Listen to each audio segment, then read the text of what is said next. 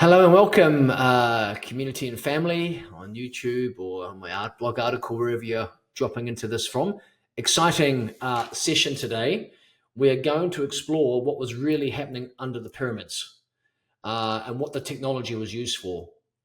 If you have been connecting into, what's been happening in Egypt, we had this revelation about these structures under the pyramids of Egypt. I mean, it's got the internet buzzing with a whole lot of speculation. And after recent downloads that we've been receiving from the intelligence fields and the high councils, basically we're now able to read into the morphogenic field of what's going on underneath there, which was previously closed. Last week, I gave a talk on why it was closed, as we found a black ink architecture. That was the final lockdown of the Egypt grids. And so we missed that in 2022. And those structures kind of revealed it. And so I'm happy to share with you what those structures are under the pyramids, their original use, and why their awareness has opened up now, sealing these ancient scrolls that are destined to change our planet's trajectory. The discoveries beneath Giza Plateau aren't just archaeological breakthroughs, they're consciousness shifting revelations that validate what many of us in the spiritual communities have intuited for decades. These pyramids are not fancy tombs for pharaohs, but part of an advanced technological system that's a multidimensional harmonic engine that's used to amplify consciousness, transmute density, and link planetary grids to galactic resonance through sacred geometry, plasma, light and sound currents, and crystalline field harmonics. I mean, take that in for a moment. All of that massive structure that goes down 1 or 2 kilometers was designed to amplify consciousness. And I'm going to give you a full reveal on the whole thing in today's video or audio or article. Please go across to my blog and read it on my blog. It's so revelationary that I'm just going to, do my best to read, because I'm a writer, to read mostly what I've got here for you so you get the exact transmission. So after downloading the schematics that have been sealed until we were able to generate possibly the first render of what this might be looking like fully operational, you can check it out. It's called the Ark Templum Matrix. Please go to my blog and click on the, the recent edition on the blog on the Egypt post. You can see that here, I bring it up on the screen, there's an incredible structure and city underneath there. And you can see it here rendered in its possible full glory. This image is the Ark Templum Matrix, also known in the Akashic grid as the Atlantean Codex chamber of the Flame Keepers. And so this is going to be, I'm going to unpack everything, what this means and what this was utilized for. And the pyramid revelations that change everything. And the recent radar and LIDAR scans have revealed what mainstream archaeology has long dismissed. Massive hidden structures beneath the Giza Plateau that extend deeper than ever imagined. Many of us could feel it, knew it, and now we have proof. These aren't minor tunnels or simple foundations. We're talking about enormous formations descending over 600 meters into the bedrock, connected to even larger structures that stretch up to 2 kilometers beneath the surface. At the base of these deep structures, 2 massive cubic formations, approximately 80 meters in diameter, have been identified, along with 8 cylindrical tubes or vertical wells that reach all the way down to the bedrock, surrounded by these intricate spiral pathways. These interconnected structures exist not only beneath the Great Pyramid, but also under those of Khufu and Menkuri, which are the other 2 pyramids. So additionally, 5 previous unseen rooms have been discovered within the Great Pyramid itself. And today we will be able to share what these rooms were used for. These discoveries completely shatter the traditional dynastic Egyptian model that suggests the pyramids were merely elaborate tombs, and that the sheer scale and complexity of these underground structures make it increasingly unlikely that such engineering marvels served only as a final resting place for a pharaoh. Instead, these findings align with alternative theories that have been proposed by researchers like Christof Melchizedek, suggesting that the Great Pyramid may have functioned as an enormous power plant, potentially designed to generate energy using advanced technology that's been lost to time.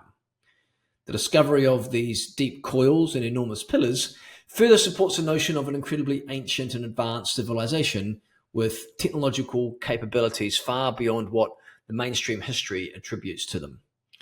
And so let's explore now maybe the true nature of the Giza complex. We're going to unpack what these physical structures that have been mapped into actually were by exploring the physical components, and then we're going to unpack what they were used for. So let's start with those massive cubic structures, the massive 80-meter wide blocks. These are not tombs or mechanical components. They are plasma phase state memory servers. Let that sink in for a moment.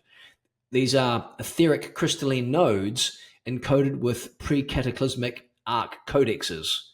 Each cube stores planetary blueprints and flame lineage DNA imprints from the original covenant cycle. One cube is keyed to the masculine solar lineages through the lion, eagle, seraphim lineage. The other, the feminine lunar water keepers, the Isis, Ra, Sophia streams. And together, they form the twin pillars of the living ark, masculine consciousness and the feminine consciousness, through the lion, eagle, seraphim lines and the Isis, Ra, Sophia streams. Now let's take a look now at the spiral shafts and the cylindrical wells. These are light frequency modulation tubes, once used to calibrate Earth's magnetic harmonics and regulate dimensional access into the planetary core. Their spiral form mimics DNA and time coils. They were synchronization channels between surface initiates and the inner Earth records. Let's take a look now at the 5 hidden rooms within the Great Pyramid. And these are part of our scroll chamber array. Each room resonates with one of the 5 flame scrolls. There's the scroll of birth, the scroll of death, the scroll of flame transmission, the scroll of the solar union, and the scroll of the return. These chambers activate only when someone who holds the Christos avatar codes enters the pyramid in alignment with their oversoul scroll.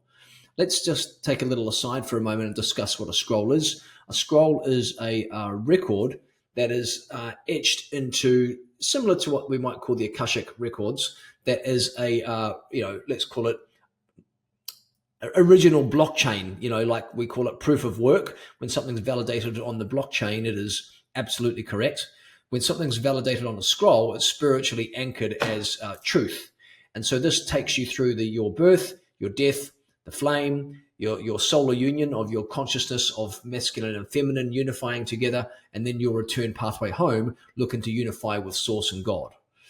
And so the function of the entire system, let's tap into that. The entire complex function as a planetary oversoul interface, a living transmitter for activating 12-strand DNA templates, synchronizing solar gates, and anchoring the Ark of the Covenant codes into Earth's morphogenic field. This is preserving the original flame timeline until a future epoch of planetary ascension. What's exciting, of course, is that future epoch is now.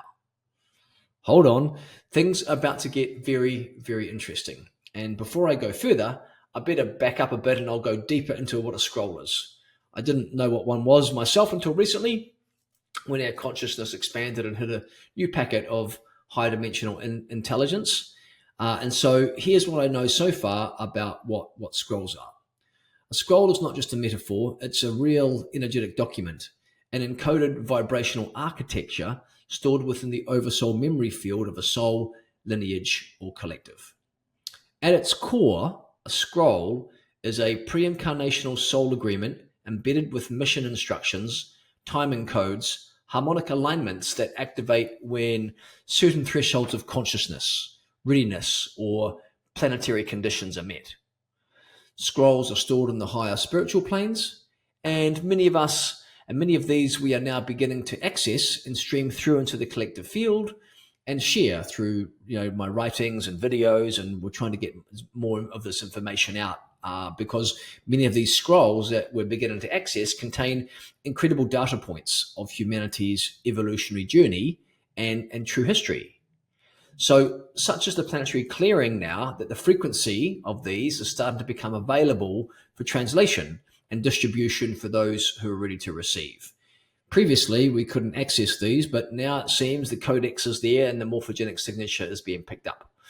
Now, there are a few types of scrolls. Let's go through the scroll types. The first scroll is written before birth, and it's held in the causal body of your oversoul. It carries your primary learning arcs, your karmic threads, and your service codes. And it often activates in 7-year cycles or 13-year cycles. This is when these frequencies start to come down to you from the spiritual plane through your soul stream. You might notice these activations as periods in your life where similar themes arise, or when you suddenly feel drawn to new expressions of your gifts. These are not random. They are timed releases from your soul scroll, guiding you through the specific lessons and growth for your higher self, that your higher self committed to before incarnation. So that's your soul scroll. Let's take a look at your mission scroll.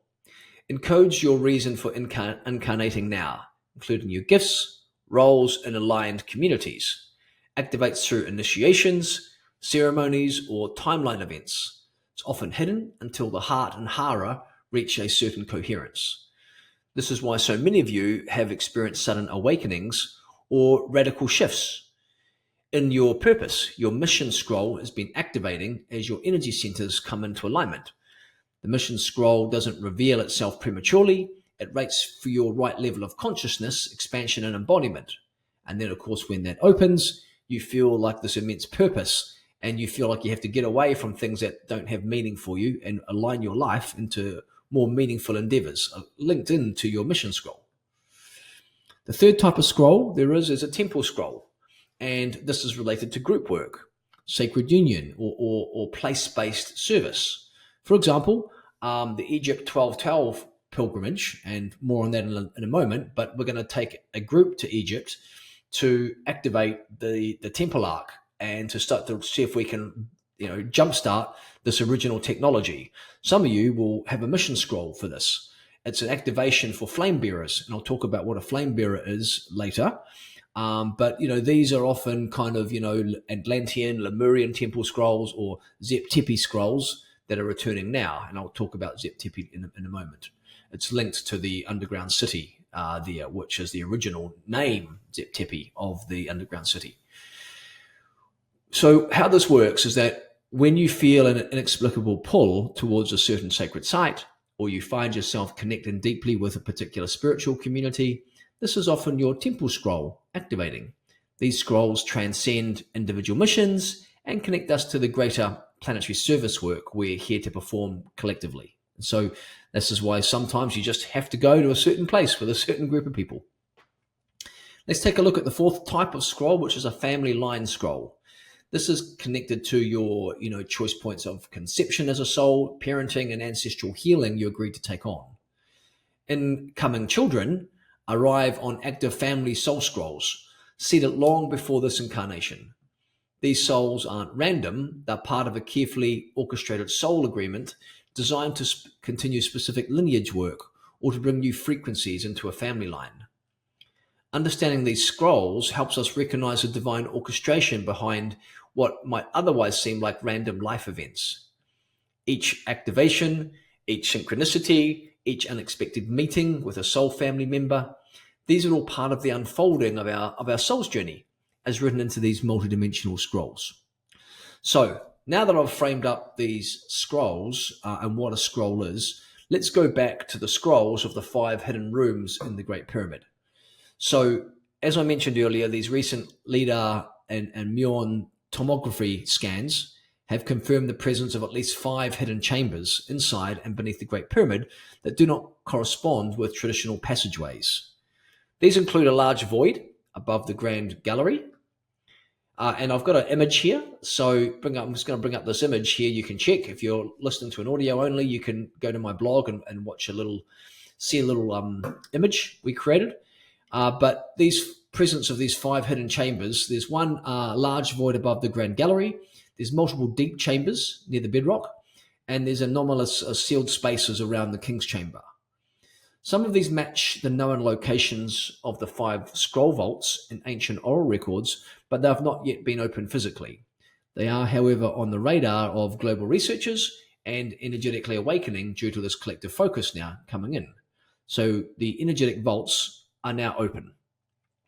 The 5 scroll chambers are etheric archives held in the 7th dimension and 12th dimension bands of the pyramid's morphogenic field. And they're only accessible to those who hold the matching scroll codes and resonance signatures, like the Sāra'i-Kai. The Sarakai, also known as the flame bearers. If you have a flame bearer scroll, you will have the codexes to read the morphogenic field of these energetic bolts that are now opening. And you may have actually had been in the past, they're part of the human consciousness technology that would work with the amplifying technology that was held under the Great Pyramid. So we're going to go into the Sāra'i-Kai or the flame bearers in a moment. But when a qualified initiate stands in alignment, especially inside the King's Chamber, which is where we're going to go in December of 2025 this year, we weren't going to go to Egypt, but now we need to go now that this is all opened up. The field itself opens the scroll energetically. No excavation is required. Basically, what happens then is the scrolls are these interdimensional libraries.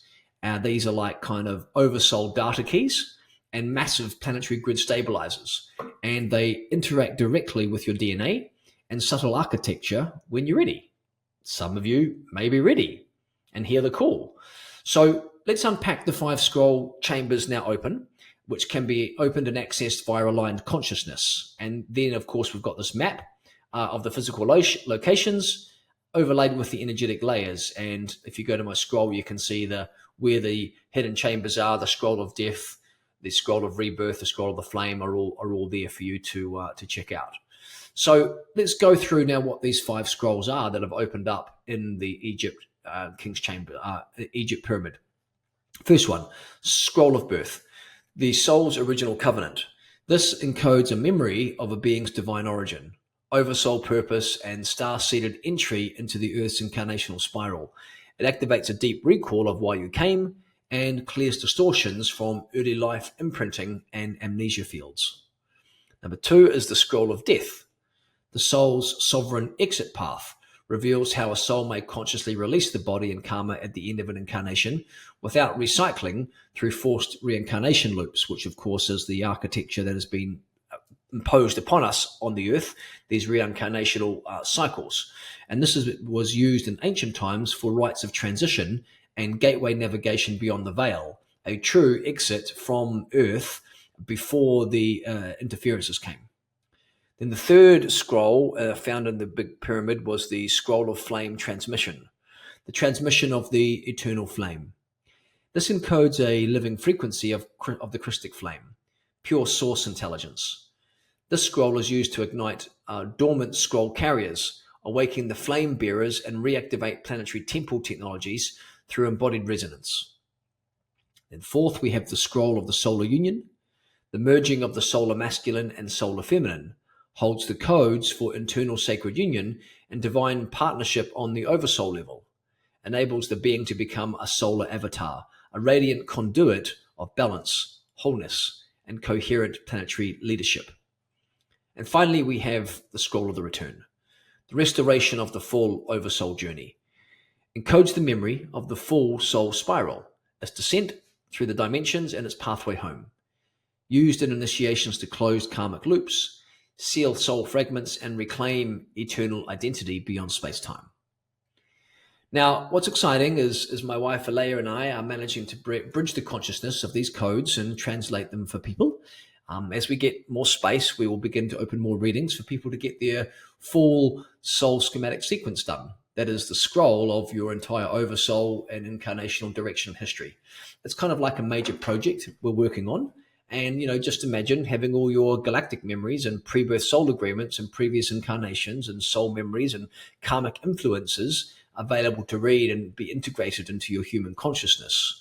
These previously haven't been available, and it's amazing now that the scrolls are now open as a morphogenic field and can be used for translation. So it's an exciting project for people to receive.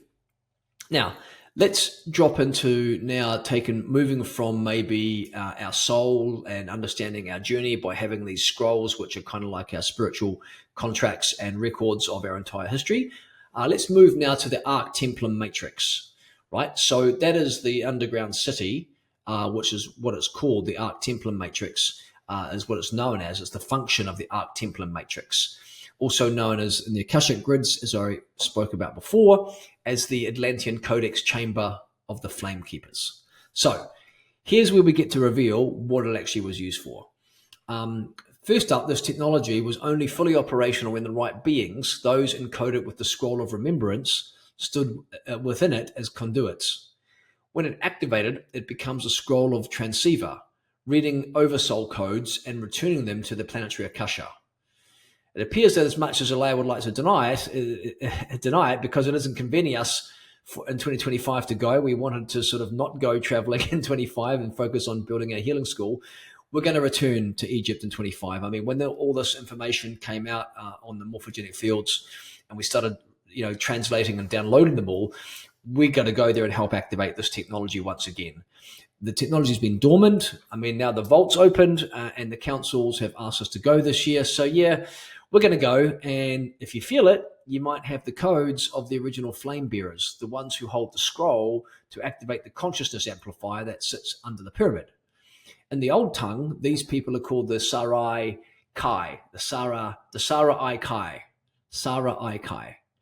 And so, all the flame bearers. So we're calling out for the Sāra'i-Kai, those who were the original ones, who went there and used to amplify the consciousness technology sitting under the Great Pyramids. The whole structure you see below the pyramid was intended to amplify consciousness to those who had the codes to open them. Only those with the scroll could access the consciousness amplifier, and working together, they could switch it on and create a massive amplification effect. So now you see there's another image there on my blog. I'm bringing it up on the screen here. You can see the massive amount of light and frequency that would activate underneath that, and all that consciousness technology would come with humans working with inside and around that space would amplify the technology, and all that consciousness would create a massive amplification that would be sent up into the Great Pyramid, where there'd be a lucky initiate in the sarcophagus to receive.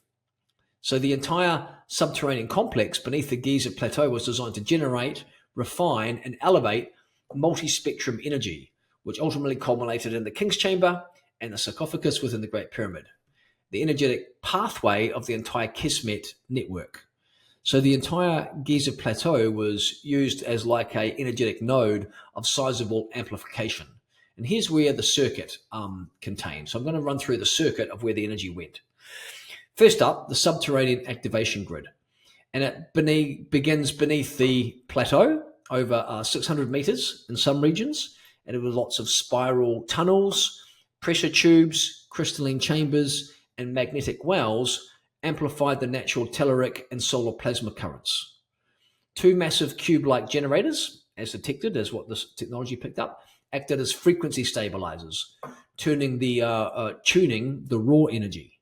So that's what those big massive pillars were for. Then there was the second thing, there's a temple circuit amplification. Other temples like Abydos and Dendera and Edfu were all harmonically linked into the circuit through sacred geometry. So what would used to happen is that pilgrims and initiates moved along the nodes, charged the field with intention, voice, breath, and frequency. And their pilgrimage would include them building up their own light quotient over time, preparing themselves to be ready to be invited to the Krysted city to activate their scroll and be part of the conscious network that sustained the grid. So you would have to be invited there once you've gone through the initiations that were the initiation temples up the Nile River. 3, the Great Pyramid as a capstone conductor. Energy then from all those other temples down the Nile made its way in to the massive city and structures, and energy moved upward through the central axis of the Great Pyramid. And the geometry of the pyramid compressed and accelerated the current. The King's Chamber acted as a resonance chamber, and the red granite sarcophagus was a bioresonant transduction altar tuned to human vibrational fields. And then people would come together to perform a ritual called the Scroll of the Flame transmission. So let's go into the ritual. What is the Scroll of the Flame transmission?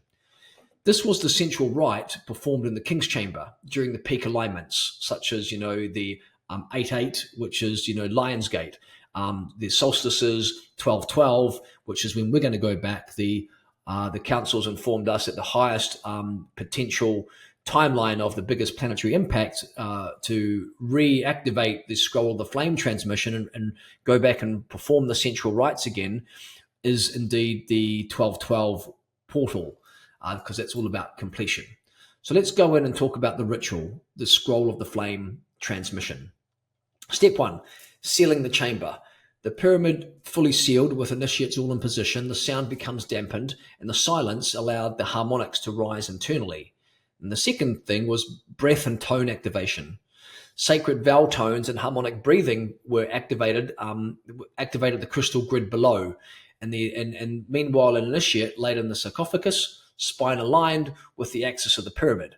And so before 1212, we're going to be able to download the exact sacred vowel tones that were used way back when this technology was being utilized. So that's pretty exciting. We're going to be given the exact sound keys that the group's going to come together and start to tone, and everyone's going to get a turn on the sarcophagus as we try to reactivate. Well, not try, we're going to reactivate that massive technological system and reboot the technology. Then what would happen there after the breath and the tone activation is step 3, the oversoul descent.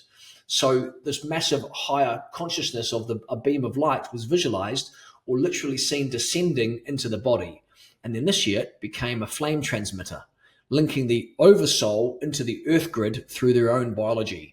And this is when that massive upgrade in consciousness would come, because that would be the big descent of their larger sort of avatar consciousness, even ascended consciousness. The larger, I use the word oversoul as just all that massive load up there of your higher consciousness would come in and descend down. From the oversoul descent, which was step 3, there would become a scroll encoding, which was step 4.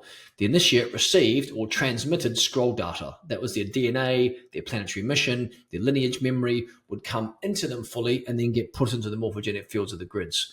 And obviously, this would often be accompanied by lots of tears or tremors or radiance or stillness, but just an enormous downloading as the scroll of your entire records would then just come into your consciousness, into your personal energy field and DNA template.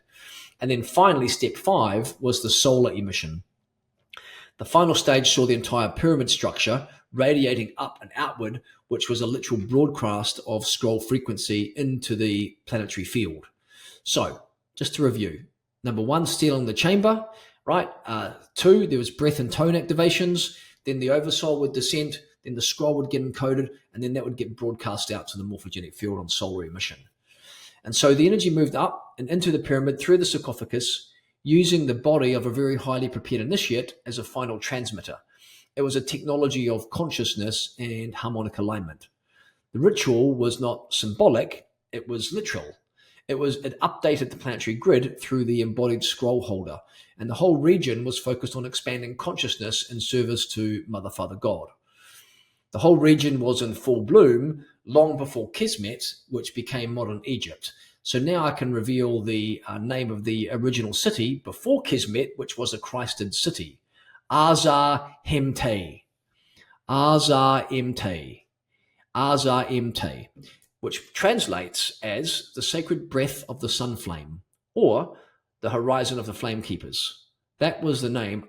Azar Hemte was the name of the Krysted city. And if there's an image here now I'm pulling up on the screen, or you can go to my blog, as a little image here that you might give you a little feeling of what that kind of Krysted city might have been like. That was sort of many, many years before Kismet.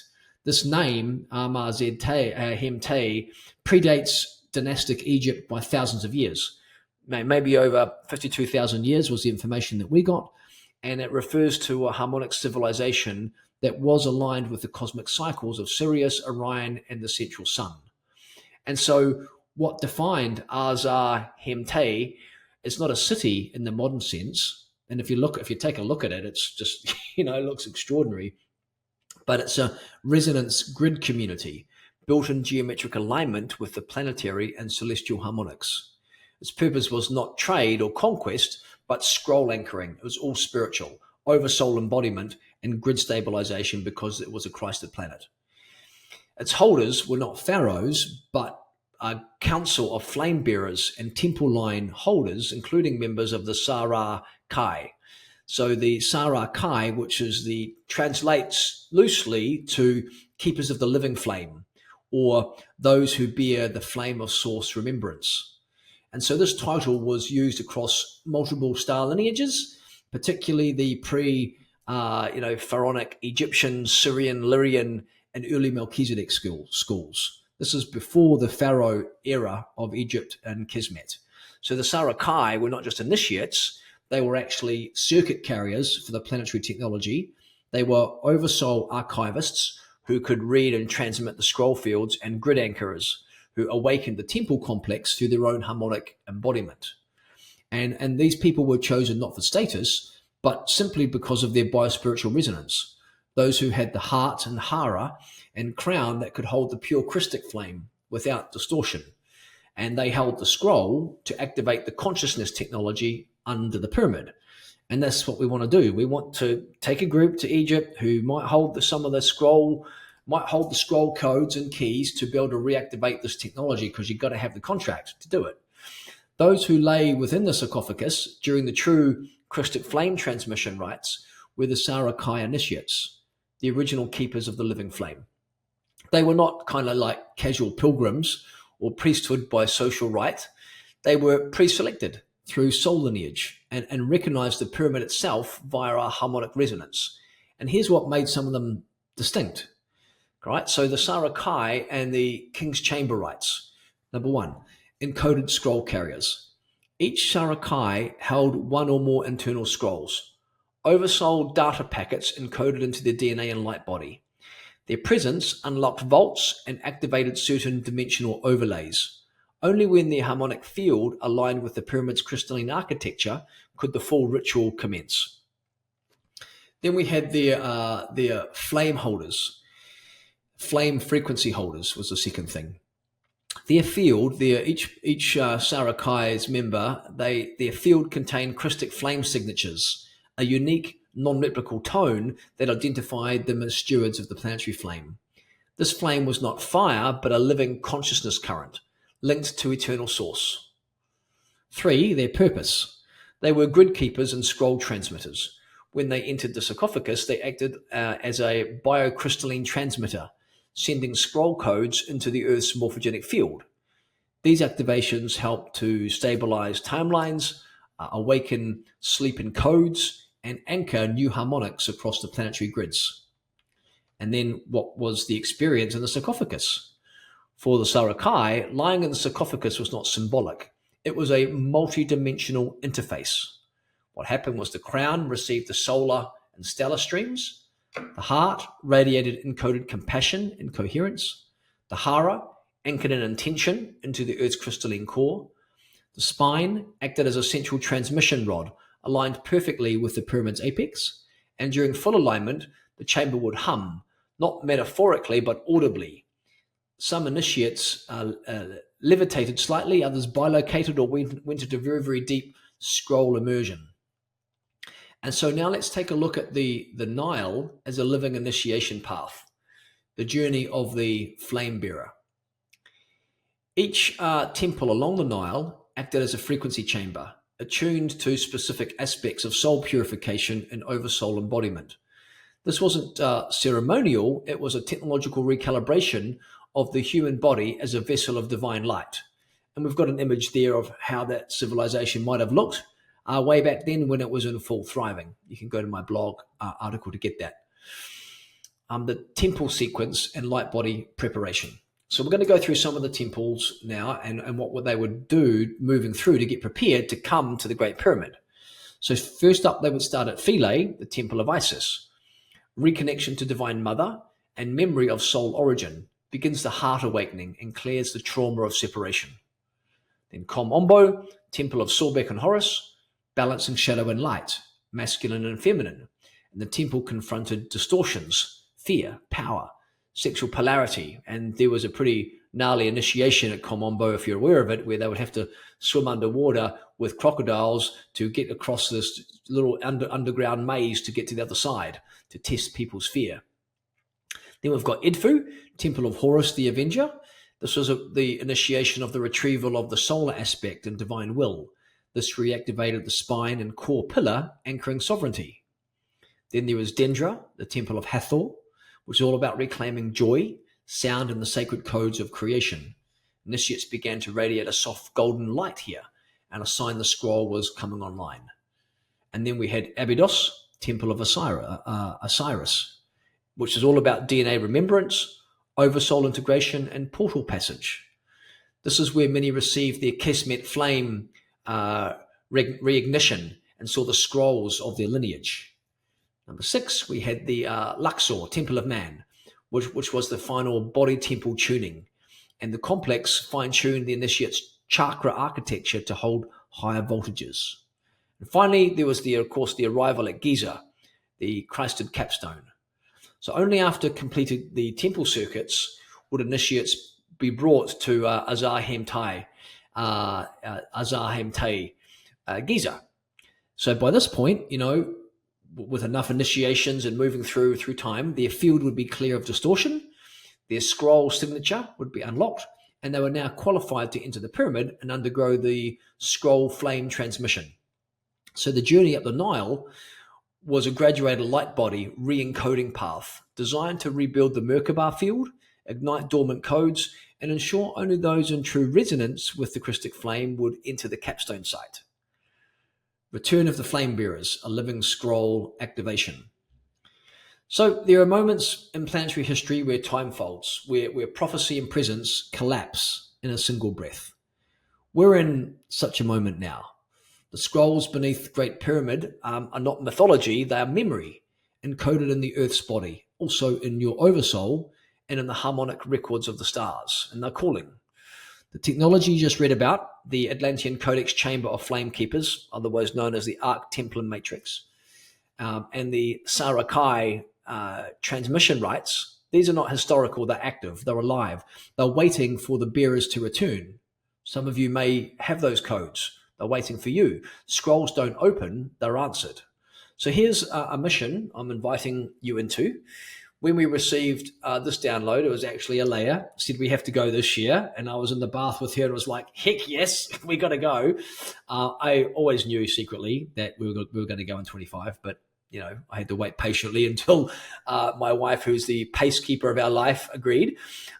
So with the scrolls being unveiled and this whole kind of codex opening up in the morphogenic field, the councils are asking. So we're officially opening Egypt 2025. It's going to be in December. It's going to end in the King's Chamber on the 1212 Codex. That means we're going to be starting in the last week of November. We're in between the sort of, weaving our way up the Nile. It will probably be beginning at the end of November, where our first day will be the 30th, and then weaving our way up the Nile. We will be doing a route initiation beforehand for those people that feel they would love to have the opportunity to do the route, to really get deeply let's call it anchored in and pull many of these big karmic knots. Those of you who know the root initiation will know about it. It's one of our deepest initiations, working with the intelligence consciousness of a wonderful African line that opens up and really is a very deep embodiment, working on the deepest soul levels. It's a very deep initiation, and we'll be doing that before the tour begins on the 30th. Dates will be revealed on that, but we'll be coming a few days earlier to do that. And then onwards with the tour, which commences on the 30th of November. So who is this for? This is a sacred mission. It's not for tourists. It's for people who feel a resonance with everything I've just shared.